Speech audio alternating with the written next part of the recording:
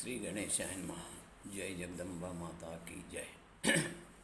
हरे राम राम राम हरे हरे, हरे कृष्ण कृष्ण कृष्ण हरे हरे, हरे राम राम राम हरे हरे, हरे कृष्ण कृष्ण कृष्ण हरे हरे, हरे राम राम राम हरे हरे, हरे कृष्ण कृष्ण कृष्ण हरे हरे, हरे राम राम राम हरे हरे, हरे कृष्ण कृष्ण कृष्ण हरे हरे। पुंडलिक वरदा हरि विठ्ठल श्री ज्ञानदेव तुकाराम पंढरीनाथ भगवान की जय। मौली ज्ञानेश्वर महाराज की जय। जगद्गुरु संत तुकाराम महाराज की जय। जय जय रघुवीर समर्थ। वक्रतुंड महाकाय कोटि सूर्य समप्रभ, निर्विघ्नं कुरु देव सर्वकार्येषु सर्वदा। सर्वमंगल मांगल्ये शिवे सर्वासाधिके, शरण्ये त्र्यंबके गौरी नारायणी नमस्तुते। गुरुर्ब्रह्मा गुरुर्विष्णु गुरुर्देवो महेश्वरा, गुरुर्साक्षात् परब्रह्म तस्मै श्री गुरुवे नमः। या देवी सर्वभूतेषु मायेरूपेण संस्थिता, नमस्तस्यै नमस्तस्यै नमस्तस्यै नमो नमः। जयाचा जगी जन्म नामार्थ झाला, जयाने सदा वास नामात केला, जयाच्या मुखी सर्वदा नामकीर्ती, नमस्कार द्या ब्रह्मचैतन्यमूर्ती। जरी वणिदेनु आठवी वत्स नित्य, जननी करी कामे बालका पाची चित्त। तदुपरी गुरुमाये लेकुरा ठेवी प्रेम, श्री सद्गुरु रामानंद तुम्हा प्रणाम। आहे तू जननी मध्ये नकळे, अज्ञान मी लेकरू, घाली गे मम प्रेम पाखर सदा, दूरी नको बेधरू। प्रेमे बात मुक्त कंठ करुणे, नाही दुजे बंधन, प्रल्हादा गुरुराजया निज तुम्हा, माझे असो वंदन। अनंत कोटी ब्रह्मांड नायक राजाधिराज सच्चिदानंद सद्गुरु श्री ब्रह्मचैतन्य रामानंद प्रल्हाद महाराज की जय। जय जय रघुवीर समर्थ। जय जगदंब अंबा माता की जय। आपण भागवताच्या दुसऱ्या दिवसाचा कथाभाग पाहतो। काल आपण पहिला कथाभाग पाहिला आणि भागवताच्या पहिल्या कथाभागामध्ये आपण पाहिलं व्यासांचा जन्म आणि व्यासांना पुत्रप्राप्तीची इच्छा निर्माण झाली। मग या पुत्रप्राप्तीसाठी कुठल्या श्रेष्ठ देवतेचं अनुष्ठान करावं, जप करावं, हाच विचार करत असताना नारद महर्षीची भेट झाली आणि नारद महर्षींनी सांगितले की आदिमायादिशक्ती जगदंबेची तुम्ही तपश्चर्या करा। ती जगदंबा भक्तांच्या सर्व मनोकामना पूर्ण करणारी आहे। असं म्हटल्यानंतर पुत्रप्राप्तीकरता व्यास तप करण्यासाठी मेरू पर्वतावर जातात। मेरू पर्वतावर गेल्यानंतर नारदापासून मिळालेल्या मंत्राचा एकाग्रतेनं तिथे ते जप करू सुरू करतात। शिवशक्ती या दोघांची ती त्या ठिकाणी आराधना करतात। व्यासांची तपश्चर्या पाहून इंद्राच्या मनात शंका येते, तो चिंताग्रस्त होतो। पण त्याची आणि शंकर भगवंताची भेट होते, तेव्हा शंकर भगवंत त्याला सांगतात की व्यासांची ही उपासना पुत्रप्राप्तीसाठी, तुझ्या त्या म्हणजे इंद्रप्रस्थासाठी नाही आहे किंवा स्वर्गासाठी नाही आहे, आणि त्यांची ही तपश्चर्या पूर्ण झाली असून जगदंबा माता त्यांना प्रसन्न झाली आहे। मी देखील त्यांचा पुत्र म्हणून त्यांच्या पोटी जन्म घेणार आहे असं सांगितलं। नंतर व्यासांनी शंकरांना दर्शन दिलं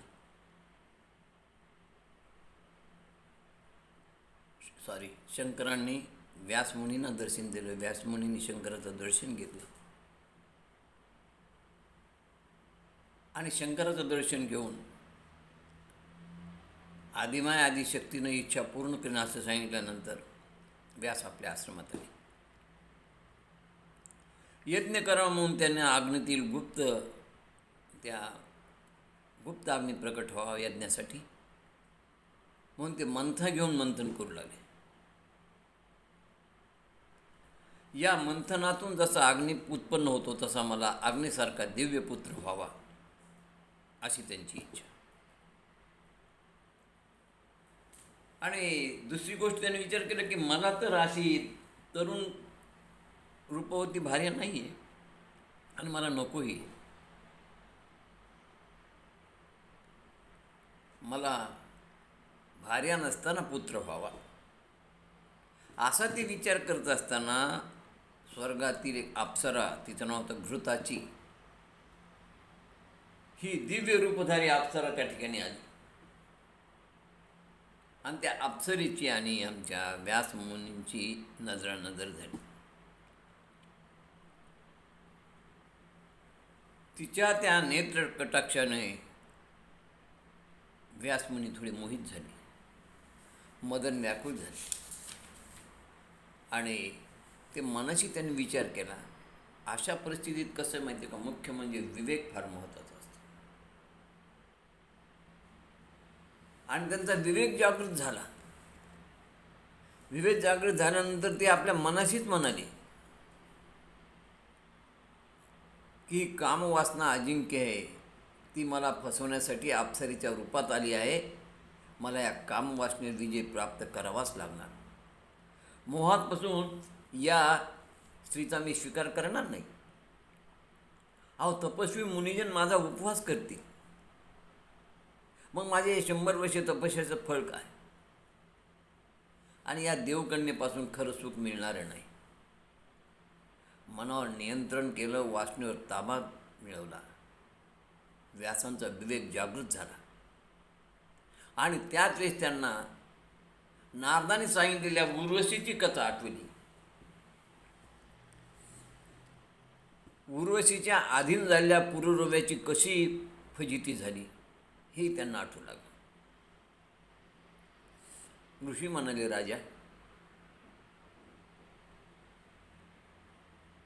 हा पुरुरवा कोण होता?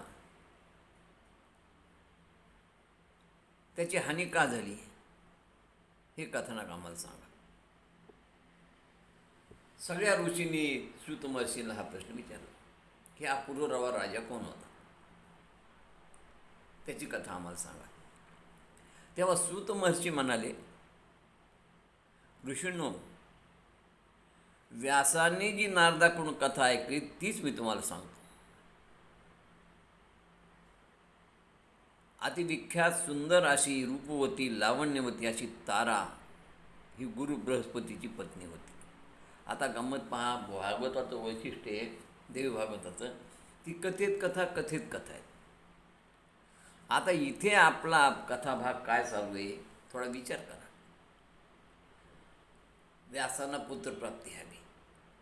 मग पुत्रप्राप्ती हवी म्हणल्यानंतर ती घृताची अप्सरा दिसली. अप्सरा दिसल्यानंतर त्याच्या मनात विवेक जागृत झाला की माझं त्या पुरुरव्यासारखी फजिती होऊ नये. तो उर्वशीच्या अधीन झाला, तसा मी या स्त्रीच्या अधीन होणार नाही. हा विवेक जागृत झाला. विवेक जागृत झाल्यानंतर त्यांना त्या उर्वशीचं पुरुरव्याची कथा आठवू लागली. आता उर्वशीची पुरुरव्याची कथा सांगायची म्हणजे उर्वशी कोणाची कन्या, कशी जन्माला आली, पुरुरव्या कोण, त्याचा जन्म कसा, ह्या कथा आल्या. आणि म्हणून ह्या कथा मुख्य कथानक बरोबर.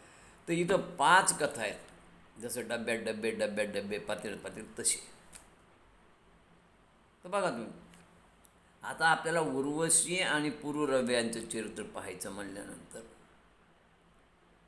अगोदर आपण हा विचार करू की उर्वशी हा पुरुरव्या कोण आहे. उर्वशी अप्सरा ठीक आहे,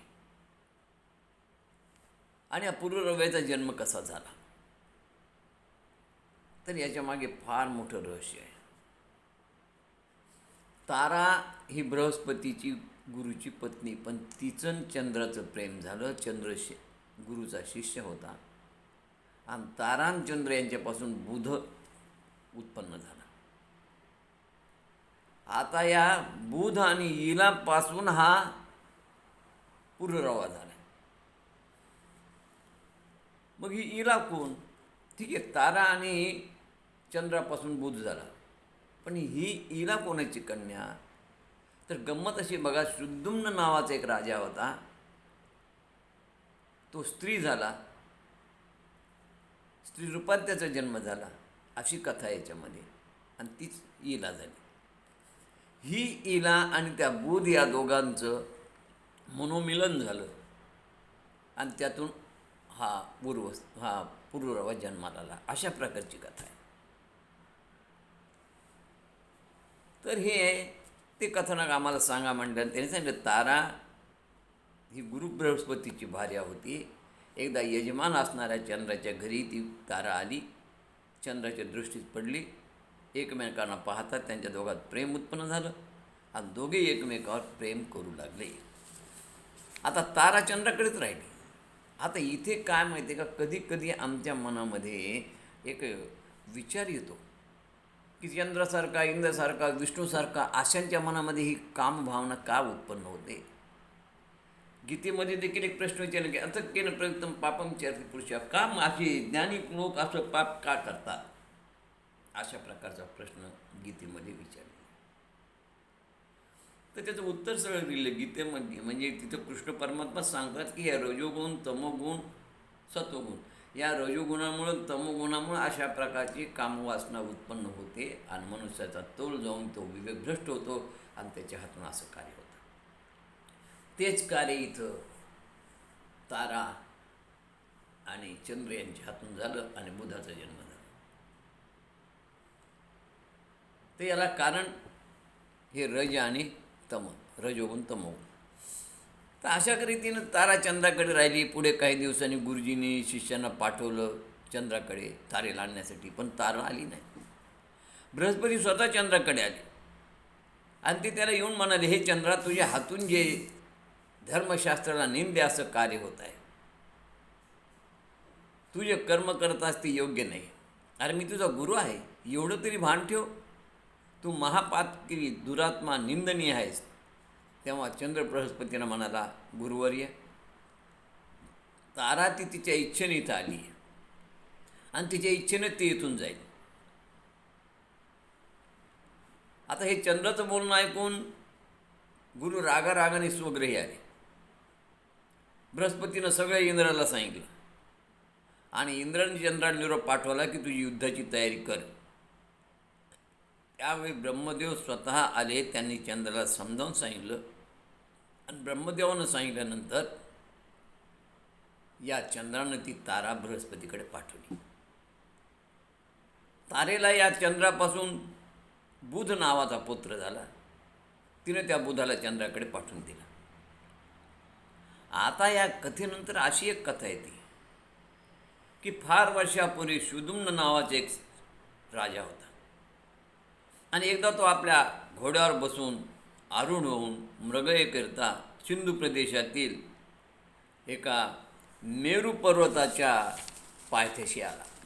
ज्या मेरू पर्वताच्या तिथेच पायथ्यापाशी कुमार वन नावाचं वन होतं. ते वन अत्यंत सुंदर होतं आणि त्या वनाला पाहून तो त्या वनामध्ये शिरला. त्या वनामध्ये शिरला. ते वन जे होतं, ते वन ते महादेव आणि पार्वतीचं होतं. आणि या वनामध्ये गेल्यावर त्याला स्त्रीत्व प्राप्त झालं. त्याचा आश्वही घोडी झाला. आता राजा चिंताग्रस्त झाला, दुःखी झाला. इतक्या सद्वर्तनी राजाला स्त्रीत्व का प्राप्त झालं? तर सूत सांगू लागले. हे म्हणाले, ऋषींनो, आपल्या तेजाने अंधकार नाहीसा होतो. असा अंधकार नाहीसा करत करत सनत, सनातन, सनत कुमार आणि सनंदन हे चार बंधू शंकराच्या दर्शनाला त्या मेरू पर्वतावर आले. या कुमार मनात शंकर पार्वती क्रीडा करत होते. अशावेळी ते ऋषी तिथे आल्यामुळे पार्वती लज्जित झाली आणि चारही ऋषी त्या स्त्री पुरुषांची क्रीडा करताना पाहून ते आपल्या पावली तेही लाजून परत मागे वळाले आणि नरनारायणाच्या आश्रमात गेले. मग ते पार्वतीला फार वाईट वाटलं हे सगळं. तेव्हा शंकर म्हणाले, जो पुरुष या आश्रमात या कुमारवनात प्रवेश करेल तो स्त्री होईल. शंकराने शापच दिला. आता हे त्या शुद्दुम्नाला माहीत नव्हतं. शुद्दुम्न त्या कुमारवनात आला आणि त्या अरण्यात आल्यावर शंकराने शाप दिला होता म्हणून त्याची स्त्री झाला आणि त्यालाच शुद्दुम्नलाच ईला हे नाव पडलं. एकदा चंद्राचा तरुण पुत्र बुध इकडे तिकडे अरण्यात फिरताना त्याला ही ईला नावाची सुंदर स्त्री दिसली. त्यांचा समागम झाला आणि ईलाला या बुधापासून चंद्राचा पुत्र बुध पुररवा नावाचा पुत्र प्राप्त झाला. आता एकदा ही ईला चिंताक्रांत असताना हिला पूर्वजन्माचंच अचानक स्मरण झालं. अरे आपण तर राजा होतो, वशिष्ठ आपले गुरु होते, त्या वशिष्ठाचं स्मरण केलं. आकी वशिष्ठ तिथं प्रकट झाले. मग वशिष्ठाला ईलानं सगळी हकीकत सांगितली आणि वशिष्ठालाही त्या शुद्दुम्न राजाची दया आली. त्याची ती दयनीय अवस्था पाहून वशिष्ठ शंकराकडे गेले आणि शंकराला समजावून त्यांनी सांगितलं की भगवंता, मी एक इच्छित वर मागण्यासाठी आलो आहे. आणि तेव्हा राजा शुद्दुम्नाला परत पुरुष प्राप्ती व्हावी हा वर त्यांनी शंकर भगवंताला मागितला. पण शंकर भगवंत म्हणले, हा वर मीच दिलेला आहे की जो कोणी पुरुष या कुमारवनात येईल त्याची स्त्री होईल. आणि हा वर मी माझी पत्नी गौरी पार्वती हिच्या सुखासाठी दिला आहे. हा शाप. माझी वाणी खोटी होणार नाही आणि खोटी ठरवता येणार नाही. मग त्याच वशिष्ठांनी सांगितलं, शंकर भगवंता, तुम्हाला मी आठवण देतो, स्मरण देतो की एक कपी देखील एक वानर रूपामध्ये या कुमारवनात आला असता त्याची स्त्री झाली. परंतु पुढे तुम्ही त्या कपीला परत वानर रूपात ब्रह्मदेवाच्या सांगण्याप्रमाणे वानर रूप दिलं आणि तो किष्किंधेचा राजा झाला. त्यावेळेस शंकर भगवंत म्हणाले, बरोबर आहे म्हणाले, रामकार्यासाठी ब्रह्मदेवानं सांगितलं या कपीला परत वानर करणं आवश्यक आहे. आणि स्त्री रूपात त्याला जे मुलं झाले होते ते पुढे सुग्रीववाली झाली आणि त्या राज्याचे अधिपती ते झाले, पुढे अधिकारी ते झाले. आणि त्याकरता रामकार्यासाठी म्हणून म्हणाले, कारण राम हे माझं आराध्य दैवत आहे, त्याकरता मी त्या कपीला परत त्या स्त्रीला कपी रूपात केलं. परंतु या ठिकाणी म्हणाले हा अपवाद आहे आणि अपवादानं नियम सिद्ध होत नसतो, म्हणून मी माझ्या नियमात बदल करणार नाही. पण वशिष्ठांनी फार आग्रह केल्यानंतर त्याने सांगितलं, ठीक आहे म्हणाले, तुमच्या आग्रहाला मान देऊन म्हणाले एक काम मी करीन की हा 1 महिना पुरुष आणि 1 महिना याला स्त्रीत्व प्राप्त होईल. आणि अशाप्रमाणे हा उशाप दिला. म्हणून राजा शुद्दुम्न स्वगृही आला. वशिष्ठाच्या अनुग्रहाने तो परत राज्य करू लागला आणि स्त्रीत्व प्राप्त झाल्यानंतर तो परत घरी बसत असे. परंतु अनेक प्रधानाच्या मदतीनं घरी बसून राज्यकारभार पाहत असे. परंतु प्रजा नाराज होती. प्रजेंना असला राजा आवडेना आणि पुढे कालगतीनं पुररवाय मोठा झाला होता. मग त्याला राज्याभिषेक करून शुद्दुम्न राजा वनात तपस्यासाठी गेले. वनात त्यांची नारद मुनीशी भेट झाली. नारद मुनींनी त्यांना नवाक्षरी देवीचा मंत्र दिला. शुद्दुम्नानं तो मंत्र सतत जप केल्यामुळे देवी प्रसन्न झाली आणि त्या शुद्दुम्नाला सायुज्य मुक्ती प्राप्त झाली. आता या शुद्दुम्नाचा पुत्र पुररवा उर्वशीसाठी वेडा झाला. शुद्दुम्नाला मुक्ती मिळाल्यानंतर पुररवा उत्तम रीतीने राज्यकारभार करत होता. प्रजाहितदक्ष होता, धर्मानं न्यायानं वागणार होता. आणि अचानक स्वर्गातील अप्सरा उर्वशी त्याच्याकडे आकर्षित झाली. त्यानं तिला पाहिलं. ती स्वर्गातून ब्रह्मदेवाच्या शापाने या भूतलावर काही काळासाठी आली होती. त्या गुणी राजाला या अभिमानी अप्सरेनं वरलं, त्याच्याशी विवाह केला, कारण ती दिसायला सुंदर होती. आणि विवाह झाल्यानंतर काही अटी तिनं त्या पुरुरव्यापुढे ठेवल्या होत्या. त्या तिन्ही अटी त्यांना मान्य केल्या. त्यांच्यात करार झाला. तिची पहिली अट अशी होती, ती म्हणाली, बा माझ्याकडे 2 मेंढे आहेत, मी तुझ्यापाशी ते मेंढी ठेवील आणि त्या मेंढ्याचं रक्षण तू करणे. मेंढ्याचं रक्षण तुला करावं लागेल. दुसरं, मी तुपाशिवाय दुसरं काही खात नाही. ठीक आहे म्हणत. तिसरं, मैथुनाशिवाय मी तुला कधीच नग्न पाहणार नाही आणि तू जर नग्न दिसला तर मी तुला सोडून जाईल. या अटी राजानं मान्य केल्या आणि या अटी मान्य करून त्या उर्वशी विवाह केला. परंतु स्वर्गातली ती असलेली अप्सरा गंधर्वाला इंद्राला अतिप्रिय होती. म्हणून इंद्र गंधर्वाला म्हणाले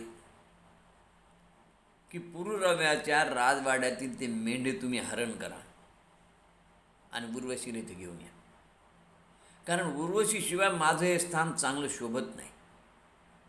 म्हणून कोणत्याही उपायानं साम दाम दंड त्या उर्वशीने इथे घेऊन या.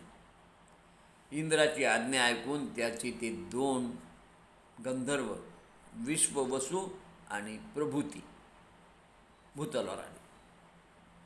चांगला काळोख पडला होता, रात्र बरीच झाली होती आणि राजा उर्वशीबरोबर क्रीडेत मग्न होता. या दोन्ही गंधर्वांनी जाऊन त्या मेंढ्यांना सोडलं, पण मेंढे काही यांच्याबरोबर यायला तयार नाहीत. सोडून ते आणू लागले. त्या मेंढ्यांनी ओरडायला सुरुवात केली. तर या मेंढ्यांचा आवाज त्या उर्वशीनं ऐकला. यांनी ते तसेच ते ओरडत असताना राजवाड्याबाहेर पळवले. मेंढ्याचं ओरडणं ऐकून उर्वशी त्या राजाला म्हणाली, पुरुरवाला, की माझे मेंढे कोणीतरी पळवत आहे, तू त्याचं रक्षण कर म्हणून मी तुला सांगितलं होतं. त्याला जर तू ते माझे मेंढे गेले तर तुझा माझा करार संपेल. हे मेंढे मला पुत्रापेक्षा जास्त प्रिय आहे आणि तू त्यांचं रक्षण करू शकला नाहीस तर तू माझा घात केला असं मी समजेन. असं म्हणून ती विलाप करू लागली.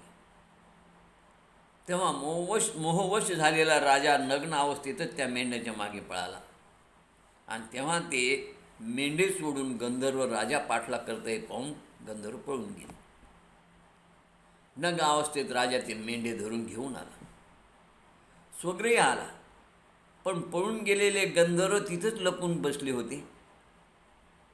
गंधर्वाने अंधारातून हा राजवाड्यात प्रवेश केल्याबरोबर प्रवेश करताना एकदम विद्युल्लतेचा प्रकाश पाडला आणि मेंढे घेऊन येणारा राजा नग्न अवस्थेमध्ये त्या उर्वशीनं पाहिला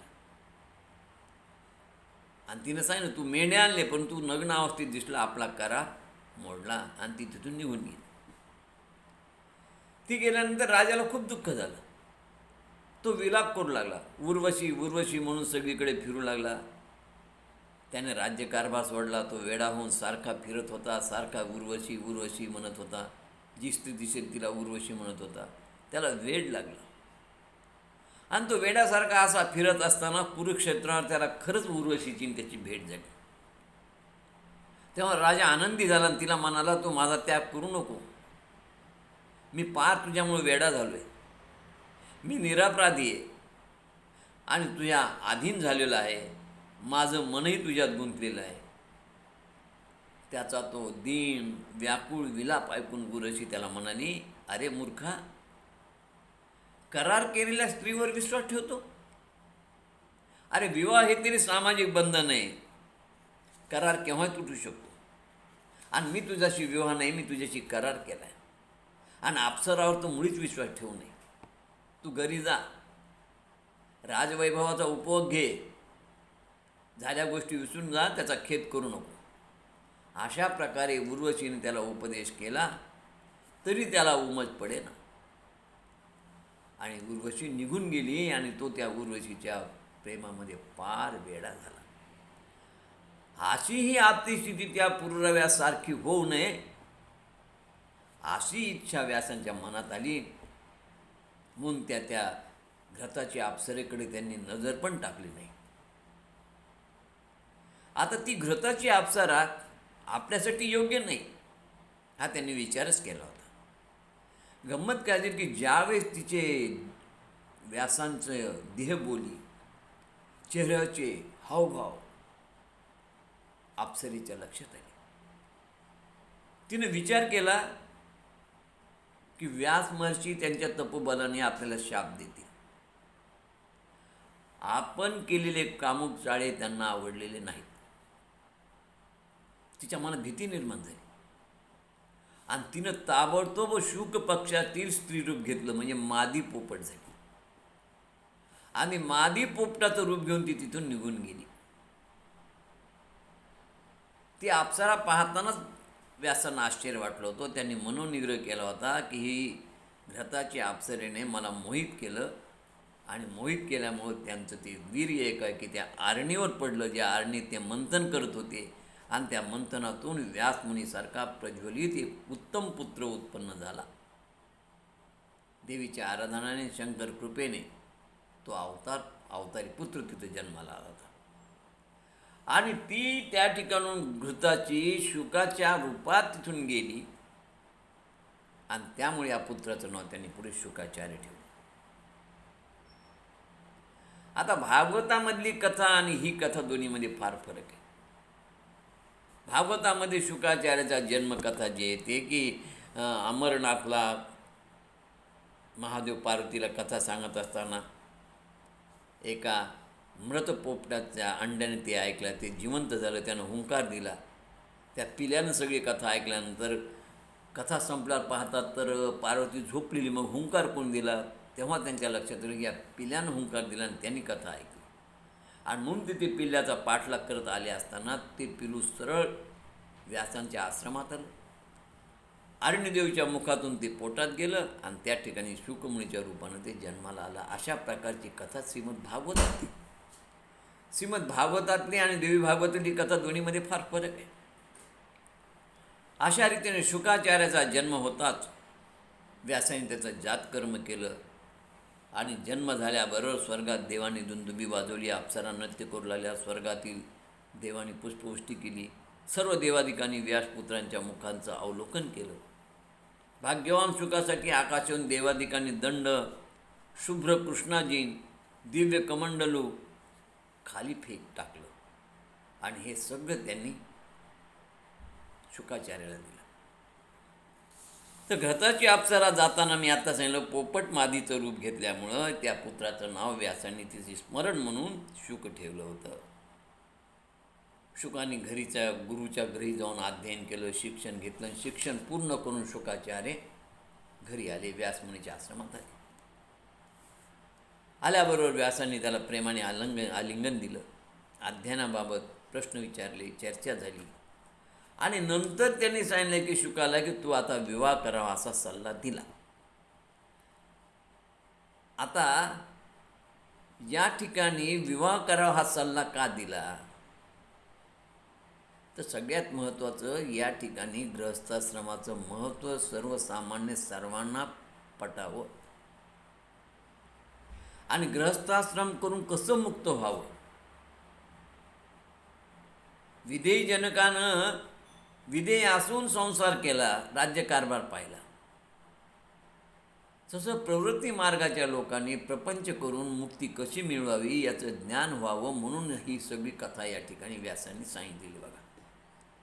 म्हणून तुम्हा संसारिकाला फार इथून पुढचं सगळं गृहस्थाश्रमी लोकांसाठी फार महत्त्वाचा हा विषय आहे.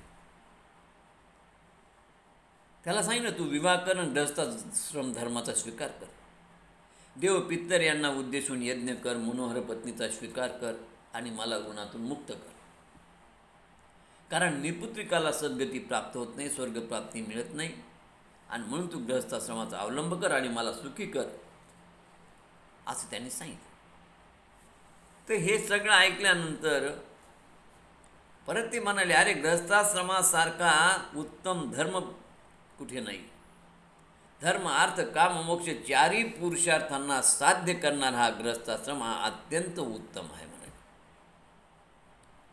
आणि मग शुकाचार्याने अत्यंत ते ज्ञानी होते. शुकाचार्य गुरुकडे उत्तम अध्ययन झालं होतं. ते म्हणाले, बाबा हा देह अज्ञानाने या जगात सुख मानून स्वतःला विषयात गुरफटून टाकतो. विवाह केल्यानं कोणाचं कल्याण झालं आहे? मला विवाह नको, मला गृहस्थाश्रम नको, त्यापेक्षा मला ब्रह्मचारी राहावं, साधना करावी, उपासना करावी, असं माझ्या मनात आहे. माझ्या मते घर गृहस्थी विवाह म्हणजे साधनेत बाधा. व्यास म्हणाले, संसारानं कुणाचं अकल्याण झालं, कुणाचं अहित झालं. अनेक साधू संतांचे तू चरित्र जर पाहिले तर तुझ्या लक्षात येईल. मग पुंडलिकाला पत्नी आईवडिलासह तो मुक्त झाला. विदुराने सुलभेसह संसार केला. तुकाराम महाराजांना 2 पत्न्या, त्या 2 पत्न्यासह त्यांनी संसार केला. पांडवांनी संपूर्ण कुटुंबासह ते मुक्त झाले. याज्ञवल्क्य ऋषीलाही 2 पत्न्या होत्या. हे सगळे लोक मुक्त झाले. आणि संतांच्या बाबतीत बोलशील तर प्रत्येक संताला, तुकाराम महाराजाला 2 पत्न्या होत्या, गोरोबा काकाला 2 पत्न्या होत्या. सगळे संत मुक्त झाले. ग्रस्ताश्रम धर्म पाळून हे सगळे मुक्त झाले. ही सृष्टी जी भगवंतांनी निर्माण केली कशासाठी केली? आणि सृष्टीच्या उत्पत्तीचं काम ब्रह्मदेवाकडे दिले. संसार जर वाईट असता तर ब्रह्मदेवाला भगवंतानं सांगितलं नसतं की तुम्ही सृष्टी उत्पन्न करा आणि सृष्टीवर प्रजोत्पत्ती झाली पाहिजे, असा आग्रही केला नसता. परंतु गृहस्थाश्रम वाईट नाही, म्हणून सृष्टीची उत्पत्तीचं काम ब्रह्मदेवाकडे दिलेलं आहे. गृहस्थाश्रम हा धर्म सर्व धर्मात श्रेष्ठ धर्म आहे. फक्त यात एक आहे, संसाराची आसक्ती सोडावी लागते. संसाराची आसक्ती सोडत असताना प्रभूची आसक्ती जोडावी लागते. ज्ञानी भक्त संसारात राहतात पण धुतल्या तांदळासारखे. कमल जर जसं पाण्यामध्ये राहतं पण पाण्याचा स्पर्श देखील होऊ देत नाही, तसे ज्ञानी भक्त संसारात राहतात पण संसारामध्ये लिंपित होत नाही, संसारामध्ये मग्न होत नाहीत, संसारामध्ये दंग होत नाहीत, संसारात गुंग होत नाहीत. संसारात राहून ते कमलदलाप्रमाणे राहतात. म्हणून योग्य वयामध्ये योग्य आचरण हा याला धर्म म्हणतात. पुरुषार्थात धर्म अर्थ काम मोक्ष या चारींना मान्यता आहे. म्हणून संसारात अर्थ आणि काम यातच गुरफटून न राहता प्रभूचं स्मरण ठेवा, हे सगळ्या संतांनी आम्हाला सांगितलेलं आहे. आणि संसार करून त्या सगळ्या संतांनी वैकुंठ प्राप्त केलं आहे. तुकाराम महाराज, एकनाथ महाराज, सावता माळी, चोखामेळा, गोरवा कुंगा अशी किती उदाहरण देता येते. आणि म्हणून संसार नेटका करावा, संसार नेटका करून परमार्थ करावा, विषयास आसक्त होणे, देहाने प्रपंचात राहावं पण मनानं परमेश्वराजवळ राहावं, आणि आसक्ती परमेश्वराच्या भेटीची असावी. म्हणून नाथ महाराजांनी सांगितले, पक्षाप्रमाणे संसार करावा. पक्षी संसारात गुरफटून राहत नाही. संसार करा, या संसाराला धर्मशाळा माना. धर्मशाळेत आपण किती काळ राहतो? 4-2 दिवस. हे जीवन तसंच आहे. जीवन क्षणभंगूर आहे, पाण्याचा बुडबुडा आहे, केव्हा फुटेल याचा नेम नाही. पक्षी मुलाला कुठपर्यंत सांभाळतात? संपलं, त्याला उडता आले की त्याच्याकडे लक्ष देणं पण सोडतात. तसं माणसानं संसारात जास्त गुरफटून राहून संसार पक्षाप्रमाणे करा. आपल्या घरी एखादा पाहुणा येतो, पाहुणा म्हणजे ज्याला तिथी नाही असा व्यक्ती, आणि तो अचानक येतो. अचानक आल्यानंतर पूर्वीच्या काळी काय होतं माहीत आहे की, आता या काळात नाही पण मागच्या काळामध्ये हे प्रवासाची साधनं, यातायाताची साधनं जे ते रेल्वे बस अशा नव्हत्या, पायी प्रवास करावा लागायचा. मग या गावाहून त्या गावाला जाताना लोक प्रवास करायचे. प्रवास करताना जिथं सायंकाळ होईल, रात्र होईल, तिथं कुठलंही गाव असो, प्रत्येक गावाच्या बाहेर एखाद्या पाटलाचा किंवा श्रीमंत माणसाचा मोठा वाडा असायचा आणि त्या मोठ्या वाड्याच्या पुढे एक वाटसरूनात जाण्या येणाऱ्या रस्त्याच्या लोकांना पाणी देण्यासाठी एक हातपंप असायचा. त्या हातपंपावर पाणी प्यायचं आणि त्या समोरच्या वाड्यातल्या मोठ्या जागेमध्ये जाऊन बसायचं. आणि तिथं काय दालनात तिथं काय आतासारखी जागेची थोडीच कमी होती, 7-7 दालनं असायची. आणि अलीकडच्या दालनामध्ये एक मोठा हॉल असायचा आणि त्या हॉलमध्ये सतरून टाकली असायची. येणार जाणार वाटसरूला बसायची जागा. सायंकाळ जाईल त्यांनी तिथं बसायचं. जाऊन बसल्यानंतर घरातली गृहिणी बरोबर संध्याकाळी कोणी मुक्कामाला आहे का हे पाहणार आणि त्याला जेवायला देणार. भाकरी पिठलं जे काही असेल तो रात्री जेवायचा, त्या समोरच्या हातपंपावर पाणी प्यायचा, झोपायचा आणि सकाळी उठून जेवण द्यायचं. तो कधी त्या माऊलीला विचारत नाही की बाई तुम्हाला किती मुलं आहेत, किती मुली आहेत, कुठे द्यालात, मुलं काय करतात, त्याचा काही संबंध नाही. तो या संसारातील कोणाचेही संबंध ठेवत नाही. तो आणि त्याचं काम, येतो, जेवतो, सकाळी उठतो, हातपंपावर जे येते तोंड धुतो आणि सरळ निघून जातो. पाहुणा घराशी आला, प्रातःकाली उठून गेला, तैसे वर्तावे संसारी जोवरी प्रार्थनाची दोरी. आपणही पाहुणेच आहोत आणि या पाहुण्यासारखं आपण आचरण करायला पाहिजे. हां, म्हणजे संसाराची आसक्ती ठेवू नका. ग्रहसूत दारा असू दे पसारा, देऊ नको थारा आसक्ती ते.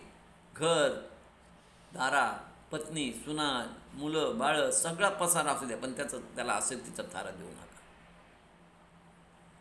म्हणून गृहस्थाश्रमामध्ये सुखदुःख समान सगळं आहे.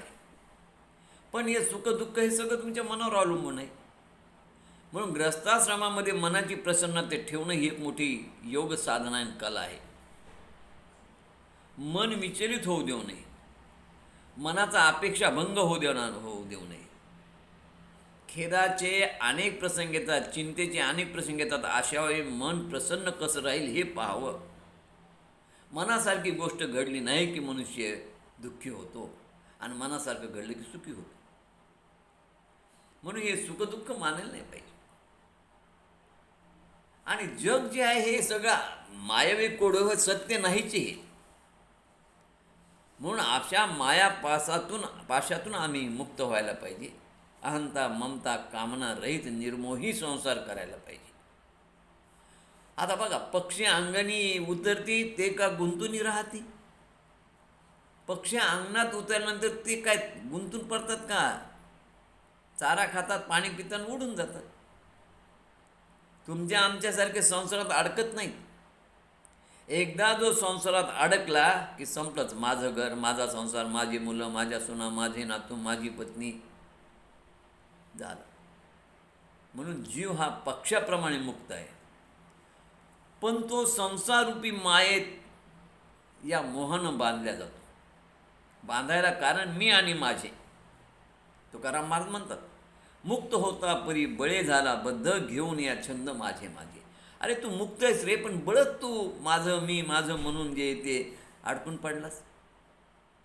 म्हणजे मी आणि माझं यामुळे जीव मायेत अडकला, बद्ध झाला. मग हा संसार जिंकायचा कसा आम्ही? संसार हे मायावी कोड आहे, मान्य. म्हणून संसार जिंकण्यासाठी तुम्ही पक्षाप्रमाणे संसार काढा. त्याला उडायला आलं की तो त्याची आपल्या पिलाला उडायला आलं की त्याची जबाबदारी संपली. तसं तुम्ही आपल्या मुलाची, सुनेची, नातवंडाची जास्त चिंता करू नका. पक्षांना भविष्यकाळ नाही, भूतकाळ नाही, फक्त वर्तमान काळ. म्हणून त्याप्रमाणे माणसानं पक्षाप्रमाणे राहायला पाहिजे. परंतु गंमत कशी माहिती आहे का? पक्षाला चिंता नाही, काळजी नाही. हा महत्त्वाचा गुण पक्षाचा आहे. पण माणसं मात्र काळजीचं ओझं डोक्यावर घेऊन वावरत असतात आणि ही काळजी आमची विनाकारण असते.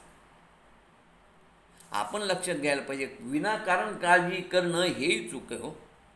आपण लक्षात घ्यायला पाहिजे की ही काळजी आम्ही दूर करण्याचा प्रयत्न करायला पाहिजे, पण तशी होत नाही. आम्ही काळजीचं गाठोड डोक्यावर घेऊन बसतोच. एकदा एक म्हातारा माणूस डोक्यावर ओझं घेऊन चालला होता, थकून गेला होता. आणि त्याच रस्त्याने एक बैलगाडी चालली होती. बैलगाडीनं पाहिलं आणि त्या बाबाला म्हटले, बाबा तुम्ही थकलात, बसा बैलगाडीमध्ये. म्हातारा बैलगाडीत बसला. थोड्या वेळानं गाडीवाल्यानं मागे पाहिलं, गाडी चालवता तर त्या म्हाताऱ्यानं डोक्यावरचं ओझं तसं डोक्यावर धरून ठेवलं होतं.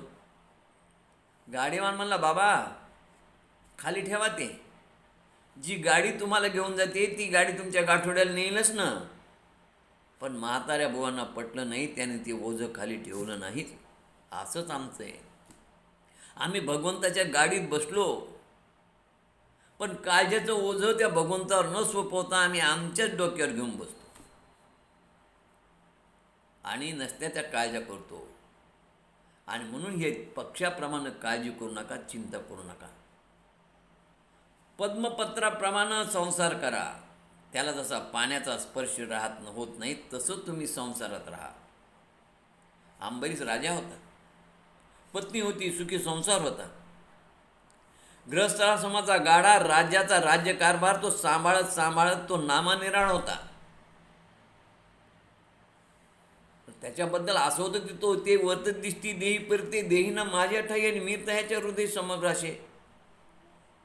देहाने तो वर्तत होता, घर गृहस्थी राज्यकारभार चालत होता, परंतु तो नुसता देहाने दिसत होता. तो मात्र मनानं परमेश्वराच्या ठिकाणी होता आणि परमेश्वर त्याच्या हृदयात होता.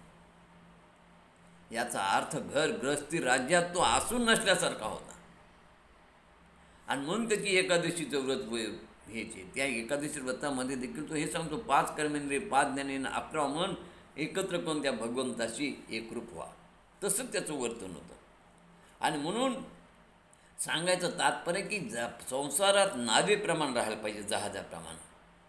नाव पाण्यावर राहते पण पाण्याच्या आत नाही. आणि पाण्यावर नाव चालेल तर पाण्यात नाव नको, नावेत पाणी नको. नावेत पाणी गेले की नाव बुडून जाणार. तसं तुम्ही संसारात राहा, पण संसार मनात नको. मनात जर संसार धरला की तुम्ही बुडून जा. म्हणून संसारातून मन काढा आणि मन ईश्वरचरणी ठेवा. लक्षात ठेवा की संसार करताना मन महत्त्वाचं आहे. आणि मन जर त्या संसारात अडकले की संपलं. मन काढलं पाहिजे. मनाला ताबडतोब तुमच्या मनात जे असेल त्याप्रमाणे तुम्ही त्याच्यामध्ये अडकून बसता. एकदा एक गुरु शिष्य दोघं नदीच्या पैलतीर जात होते आणि एक सुंदर स्त्री तिथे आली. तिनं सांगितलं की बाबा पाणी दुथडी वाहत आहे, माझं छोटंसं तांदूळ घरी राहील आहे आणि मला गुरुजी पोहणं येत नाही, मला तुम्ही खांद्यावर घेऊन पलीकडच्या तीरावर सोडा. आता लहान लेकरू घरी आहे या बिचारीचं, म्हणून त्या गुरुजीनं विचार केला, तिला खांद्यावर घेतलं आणि पलीकडच्या तीरावर तिला नेऊन सोडलं. नेऊन सोडल्यानंतर ती स्त्री निघून गेली. पण रात्री झोपताना शिष्य त्या गुरुंना म्हणाला, महाराज आपल्या खांद्यावरती सुंदर स्त्री बसली, तिला तुम्ही खांद्यावर घ्यायला नको होतं, तिचा स्पर्श टाळायला होता. गुरु म्हणाले, अरे माझ्या खांद्यावरून ती केव्हाच उतरली, पण तुझ्या मनातून ती मात्र अजून गेलेली नाही. मी केवळ तिचा भारवाहक होतो, त्याच्यामध्ये माझी वासना नव्हती तिच्यामध्ये. तुझ्या दृष्टीने मात्र ती तुझ्या मनात अजून दिसत आहे, ती तुझ्या मनात घर करून बसली आहे. आणि लक्षात ठेव, मनाला स्थिर करण्यासाठी अशा अनावश्यक गोष्टी मनातून काढणं जमलं पाहिजे, नाहीतर मनुष्य या भवसागरामध्ये भरकटून जाईल. म्हणून मनाला संसारातून काढा, वाटसरूसारखं वागा.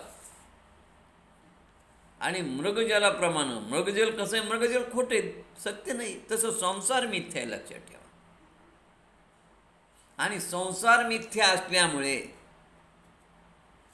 एक विचार करा की मृगजल जसं खोटं आहे तसा हा संसार खोटा आहे. संसाराप्रमाणे आणि स्वप्नासारखं वागा. संसार कसा अनुभवायचा? स्वप्नासारखा. कारण काय माहिती आहे का, की मनाच्या दोन अवस्था आहेत. एक जागृत अवस्था आणि दुसरी स्वप्न अवस्था.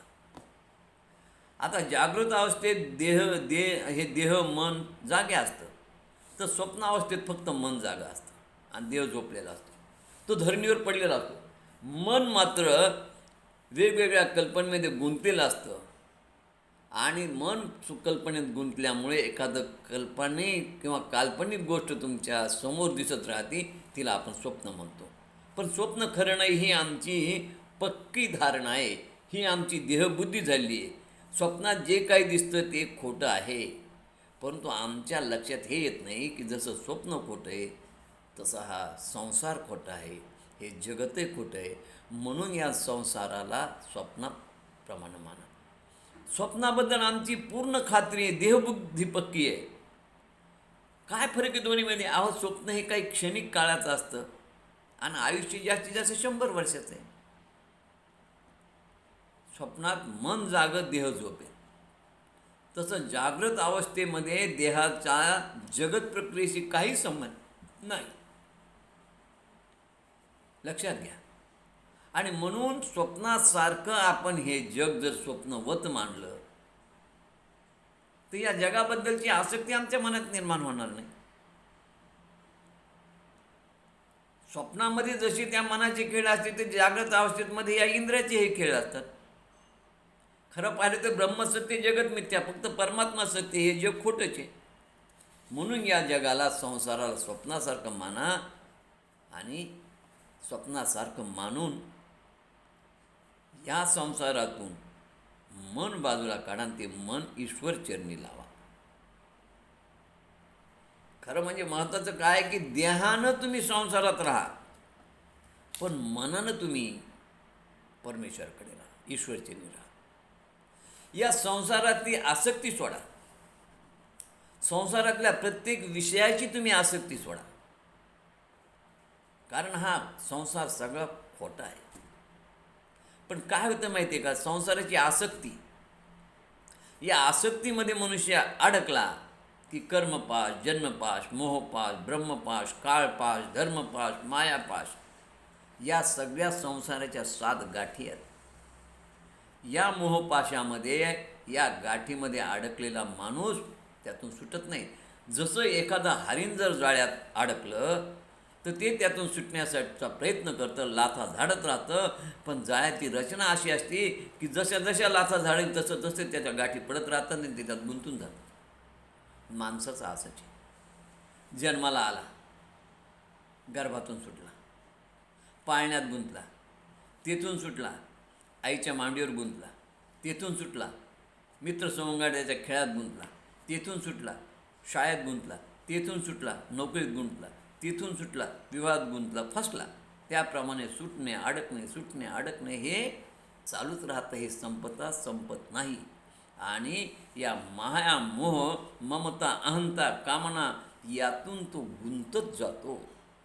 म्हणून माणसाला आसक्ती नसावी हो, पण ही आसक्ती असल्यामुळं मनुष्य हा सगळा गुंतून जातो बघा. आणि गृहस्थाश्रमाला जर आसक्ती नसेल तो संन्यासापेक्षा श्रेष्ठ असतो, लक्षात ठेवा.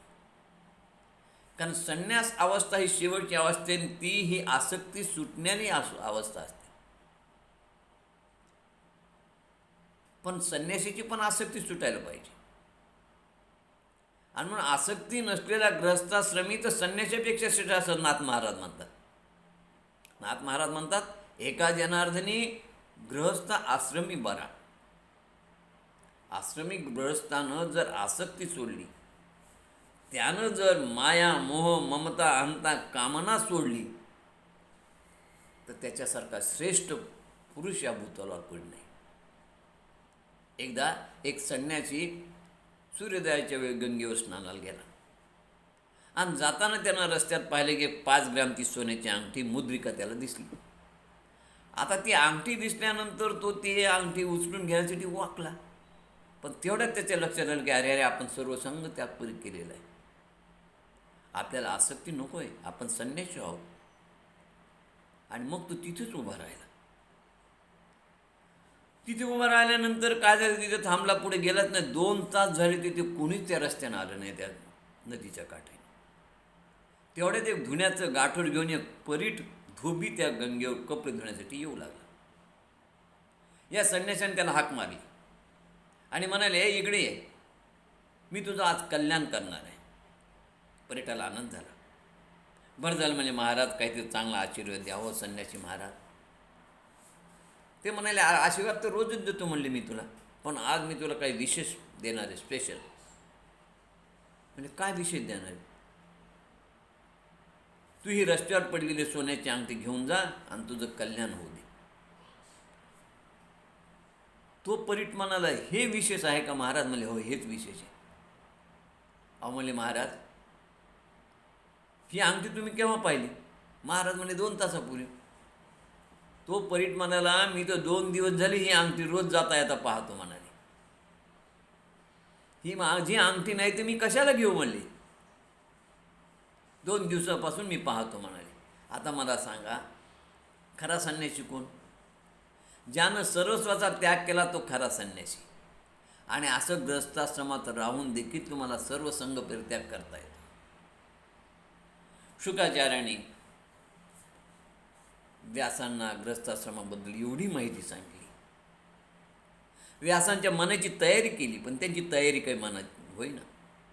ते म्हणाले, दुःखदायक असणाऱ्या ग्रस्ताश्रमाचा मी स्वीकार करणार नाही, तुम्ही मला का बळजबरी करता? अहो, ग्रहस्थाश्रम त्या जाळ्याप्रमाणे द्रव्य चिंतेने व्याप्त झालेला मनुष्य तो सुखी कसा असणार? आणि निर्धन लोपी माणसालाही पीडा असते.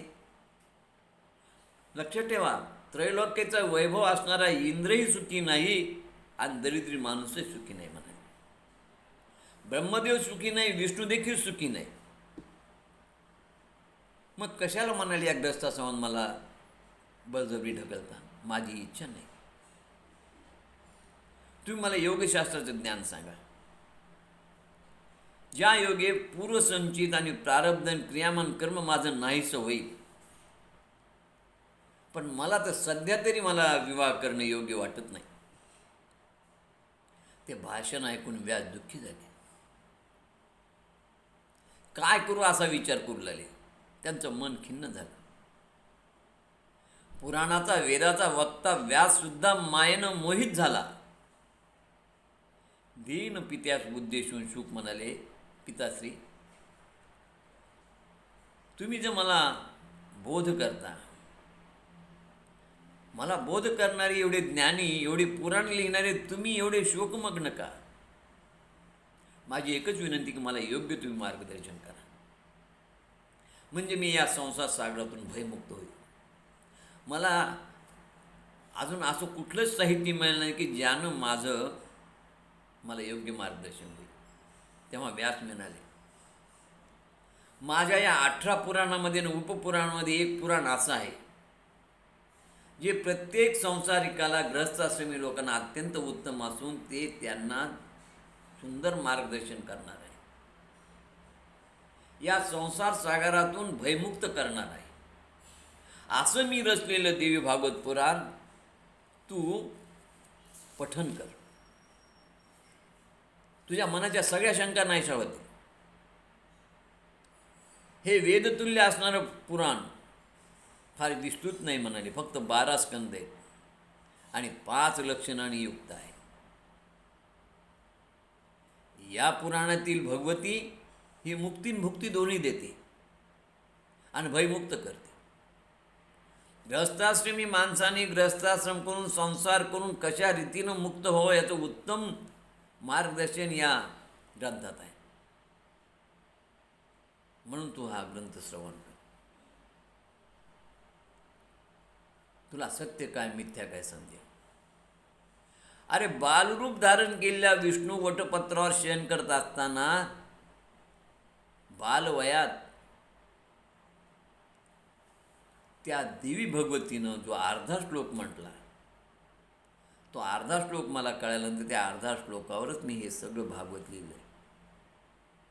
त्या अर्धा श्लोकाचा अर्थ मी सर्वत्र असून माझ्याशिवाय सनातन दुसरं काहीच नाही, असं त्या भगवतीनं विष्णू परमात्माला सांगितलं आहे.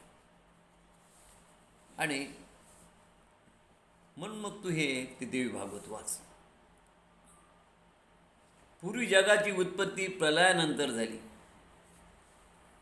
आणि त्या प्रलयामध्ये या देवीनं प्रलयानंतर ब्रह्मदेवाला, विष्णूला, शंकर भगवंताला जन्म उत्पन्न करून त्या सर्वांना या ब्रह्मांडाचं कार्य करण्याची प्रेरणा दिली. आणि अशा रीतीनं आपण जे मानतो की हा ब्रह्मदेव सृष्टीची उत्पत्ती करणारा आहे, विष्णू हा पालनपोषण करणारा आहे, शंकर संहार करणारा आहे,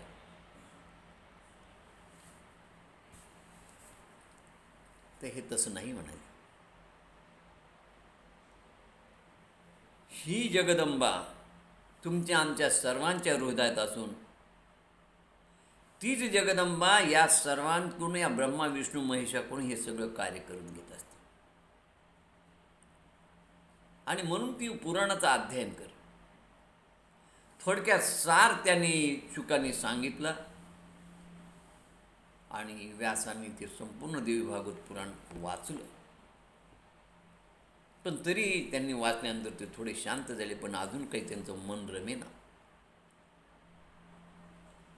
मग व्यास शुकाचार्यांना म्हणाले, पुत्रा, अरे एवढं महत्त्वाचं पुराण वाचल्यानंतरही काही दिवस तुला थोडं बरं वाटलं, तुझ्या चेहऱ्यावर समाधान दिसत होतं, पण तू आजही पर चिंताग्रस्त दिसतो. मला तू कसली चिंता करतो रे?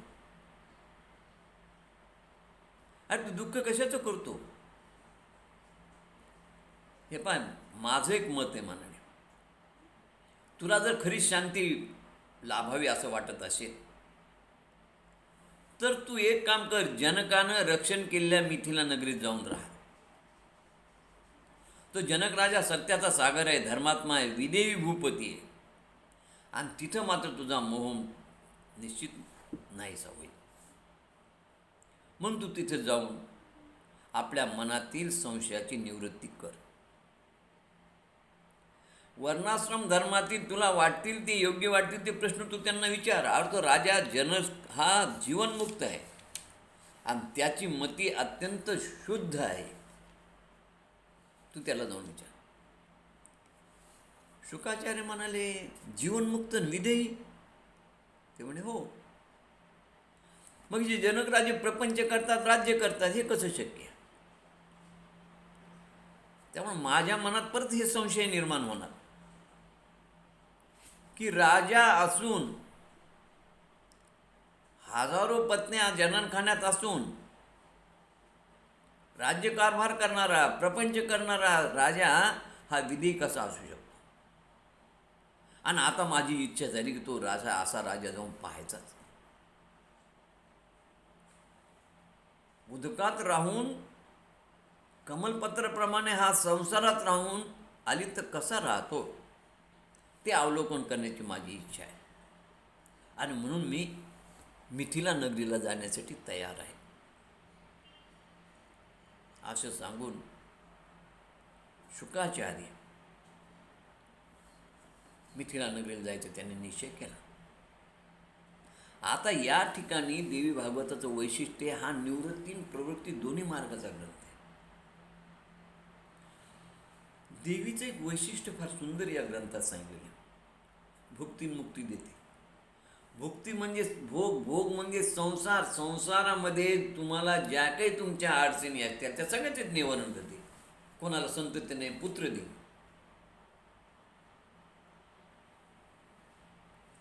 आर्थिक परिस्थिती कोणाची नाहीशी करी, आलेलं संकट नाहीसं करी, पण पुत्र दिल्यानंतरही त्या पुत्राची आसक्ती त्याला कायमची राहणार नाही. पुत्र दिल्यानंतर देवीवरची श्रद्धा वाढत जाते आणि हळूहळू हळूहळू संसारातली आसक्ती कमी होत जाऊन उपासना साधना करून तो देवीच्या निजधामाला जातो. म्हणून भुक्ती आणि मुक्ती देणारी देवी आहे. म्हणून देवी भागवतामध्ये गृहस्थाश्रमी माणसानं गृहस्थाश्रम उत्तम रीतीने करावा. उत्तम गृहस्थाश्रम करून विधेय अवस्थेमध्ये कसं जाता येतं, कसं जीवन जगता येतं, याचं सुंदर मार्गदर्शन केलं आहे. म्हणून व्यास सांगतात की तुम्ही देहानं प्रपंचात राहा, संसारात राहा. संसार वाईट नाही, पण संसाराची आसक्ती वाईट आहे. म्हणून संसारात देहानं राहा, पण मनाने ईश्वर चिंतन करत राहा. संसार करता करता करता, गृहस्थाश्रम करता करता करता करता भगवतीचं चिंतनही करता येतं. त्या भगवतीचं रूप तुमच्या चित्तात राहावं आणि मुखामध्ये तिचं नाम राहावं. म्हणजे तुम्ही मनानं त्या भगवतीजवळ राहता आणि या देहानं या प्रपंचाचं काम करा, राज्याचा कारभार पहा, संसाराचा गाडा ओढा, पण या देहानं आणि मनाने तिचं चिंतन, मुखात तिचं नाम. म्हणून तुझे रूप चित्ती राहो, मुखी तुझे नाम, देह प्रपंचाचा दास, सुखी करू काम. अशी अवस्था जनक राज्याची होती.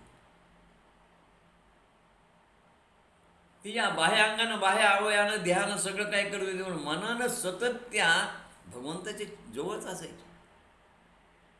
म्हणजे या राज्यात असून नसल्यासारखे होते, या संसारात असून नसल्यासारखे. हा संसार माझा नाही, की हा संसार त्या भगवतीचाच. असं मानणं, याचा अर्थ संसारात राहून संसारापासून अलिप्त राहणं. म्हणून हा ग्रंथ प्रवृत्ती मार्गात असल्यामुळे प्रपंच नेटका करा आणि मग परमार्थ करा आणि प्रपंच करून मुक्त व्हा, असा आम्हाला संदेश देणार हा ग्रंथ आहे. की तुम्हाला संसारात राहून देखील त्या ईश्वराचं चिंतन, नामस्मरण करता येतं, त्या जगदंबेचं, आणि संसार मुक्त होता येतो. अशा प्रकारे आता पुढच्या भागामध्ये व्यास आपले शुकाचार्य जनक राजाच्या विदेह नगरीत जातील आणि मग त्याचा परिणाम असा होतो की शुकाचार्याच्या मनावरती देखील बिंबवल्या जातं आणि ते गृहस्थाश्रमाचा स्वीकार करते. गृहस्थाश्रमाचा स्वीकार करून 4 मुलं 1 मुलगी होऊन ते मुक्त होतात. तो भाग आपण उद्याच्या कथेमध्ये 3ऱ्या भागात पाहू. झालेली कथा जगदंबेच्या चरणी समर्पित. कथेला पूर्णविराम. जय जगदंब, जय जगदंब, जय जगदंब.